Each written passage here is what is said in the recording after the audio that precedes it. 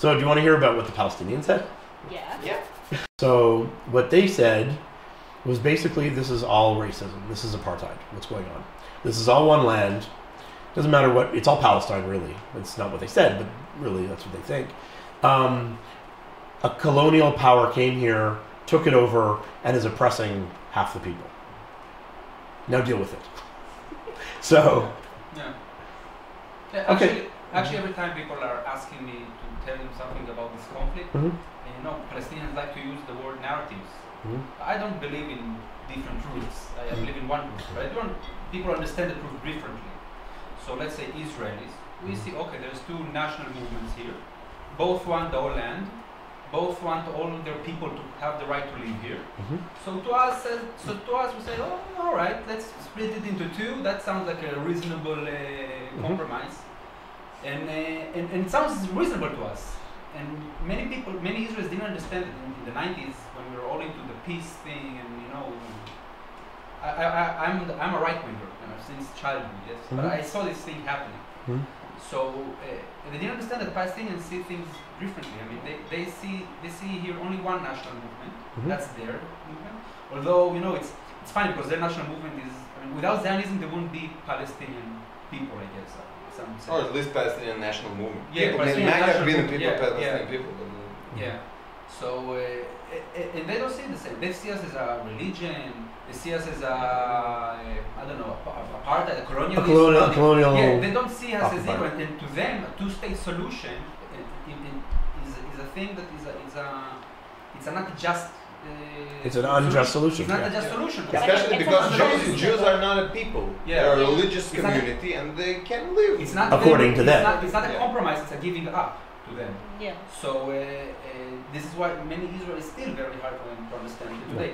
And when you hear Palestinians speak about the two-state solutions, they will never say two states for two people. They will always say two states. That's right. Because to them it will never hover, and they cannot accept the idea of a Jewish state. So the right of return, they can never give it up. So I think Netanyahu, from that perspective, is the first prime minister who is actually putting this.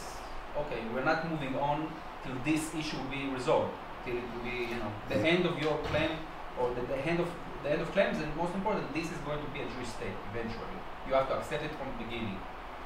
Well, generally, this is how I explain anyway the situation in Israel. When they ask me, then okay, we just don't agree the terms. Because it's sort of a double speak. It's like in international media, you usually have people speaking about the two-state solutions, and people abroad are thinking, "Oh, that's fine. They'll just divide the land and that's it." But the point is that the conflict is rooted much deeper, and it has a longer and more complex history. Considering the fact that many on the Palestinian side, probably the majority, don't even think the Jews are a nation, so they don't really deserve a nation state as principle. Yeah. Do you want to say something on this? Well, we were talking about this last night because we were trying to put it into words for ourselves, and we said that there's all this talk about the solutions for the conflict, but it comes from a set of people that don't understand what the conflict is about, and the solutions end up solving a very small piece of it. You're talking about the Israeli side or the Palestinian side? I'm talking about, actually, I'd say, I don't know how to say it as a desert dweller, the Western world, America and Europe, the way like they the look international media, international opinion. Exactly. Is to solve the conflict, as if A, the conflict is solvable, and B, what you're offering is answering the questions that we need to answer, which obviously it doesn't, because it deals with, as they said, religion and ethnicity and a claim of a national state and wars, past wars, future wars, and it doesn't help that some of the things are portrayed in a way that is more simplistic, black versus white, colonial versus native. The natives are of a more Middle Eastern descent, and it doesn't photograph well. And when something doesn't photograph well, you're already like on the losing side when you're trying to say what you think about it. The weak side is always the right side, which is a very popular approach. Yeah. Like generally, Yeah. that if Palestinians are weaker, then they're probably right. Yeah. Even more than the idea of pushing for a solution, I I think the biggest problem today, anyway, in this conflict with the Israelis and Palestinians, are actually not the Israelis and not the Palestinians, but the West world, who is the West world thinking they're pushing for a solution, but actually what they're doing, they're indulging childish behavior, mostly from the Palestinian leadership. But the Palestinians, it will take a long time till they will accept the idea of a Jewish state. But even leadership, the Palestinian leadership, they are always getting, they're never getting punished for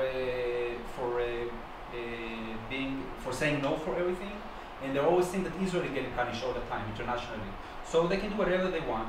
They're getting their money all the time. In fact, the money is a system that they actually. I pretty believe that Mazen likes this situation.